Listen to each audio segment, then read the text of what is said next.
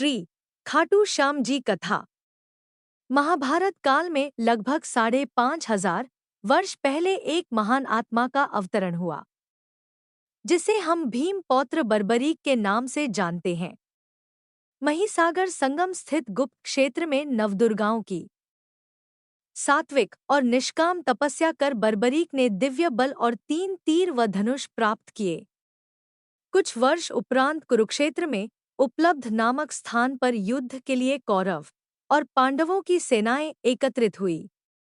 युद्ध का शंखनाद होने ही वाला था कि यह वृतांत बर्बरीक को ज्ञात हुआ और उन्होंने माता का आशीर्वाद ले युद्धभूमि की तरफ प्रस्थान किया। उनका इरादा था कि युद्ध में जो भी हारेगा उसकी सहायता करूंगा।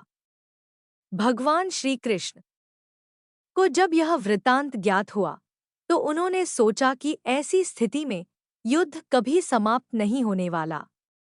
अतः उन्होंने ब्राह्मण का वेश धारण कर बर्बरीक का मार्ग रोककर उनसे पूछा कि आप कहाँ प्रस्थान कर रहे हैं। बर्बरीक ने बताया कि वह कुरुक्षेत्र जाकर अपना कर्तव्य निर्वाह करेंगे, और इस पर ब्राह्मण रूप में श्री कृष्ण ने उन्हें अपना कौशल दिखाने को कहा। बर्बरीक ने एक ही तीर से पेड़ के सभी पत्तों को भेद दिया, सिवाय एक पत्ते के जो श्री कृष्ण ने अपने पैरों के नीचे दबा दिया था। बर्बरीक ने ब्राह्मण रूपी श्री कृष्ण से प्रार्थना की कि वह अपना पैर पत्ते के ऊपर से हटाए, वरन आपका पैर घायल हो सकता है। श्री कृष्ण ने अपना पैर हटा लिया व बर्बरीक से एक वरदान मांगा। बर्बरीक ने कहा, है यजमान, आप जो चाहे मांग सकते हैं, मैं वचन का पूर्ण पालन करूंगा। ब्राह्मण रूपी श्री कृष्ण ने शीश दान मांगा। यह सुनकर बर्बरीक तनिक भी विचलित नहीं हुए, परंतु उन्होंने श्री कृष्ण को अपने वास्तविक रूप में दर्शन देने की बात की, क्योंकि कोई भी साधारण व्यक्ति यह दान नहीं मांग सकता। तब श्री कृष्ण अपने वास्तविक रूप में प्रकट हुए। उन्होंने महाबली, त्यागी, तपस्वी वीर बर्बरीक का मस्तक रणचंडिका को भेंट करने के लिए मांगा और साथ ही वरदान दिया कि कलयुग में तुम मेरे नाम से जाने जाओगे, मेरी ही शक्ति तुम में निहित होगी। देवगण तुम्हारे मस्तक की पूजा करेंगे जब तक यह पृथ्वी, नक्षत्र, चंद्रमा तथा सूर्य रहेंगे, तब तक तुम लोगों के द्वारा मेरे श्री श्याम रूप में पूजनीय रहोगे। मस्तक को अमृत से सींचा और अजर अमर कर दिया। मस्तक ने संपूर्ण महाभारत का युद्ध देखा एवं युद्ध के निर्णायक भी रहे। युद्ध के बाद महाबली बर्बरीक कृष्ण से आशीर्वाद लेकर अंतर्ध्यान हो गए। बहुत समय बाद कलयुग का प्रसार बढ़ते ही भगवान श्याम के वरदान से भक्तों का उद्धार करने के लिए वह खाटू में चमत्कारी रूप से प्रकट हुए।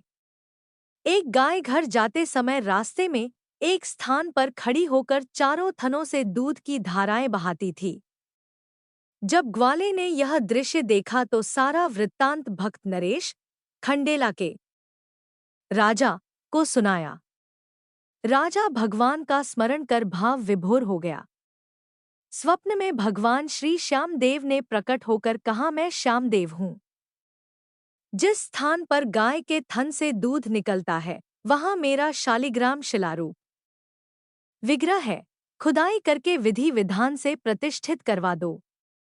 मेरे इस शिला विग्रह को पूजने जो खाटू आएंगे उनका सब प्रकार से कल्याण होगा। खुदाई से प्राप्त शिलारूप विग्रह को विधिवत शास्त्रों के अनुसार प्रतिष्ठित कराया गया। चौहान राजपूतों में नर्बदार कंवर हुई है, जिन्होंने इस विग्रह को आताइयों के विध्वंस से बचाने हेतु झोपड़े में रखा एवं सेवा पूजा की।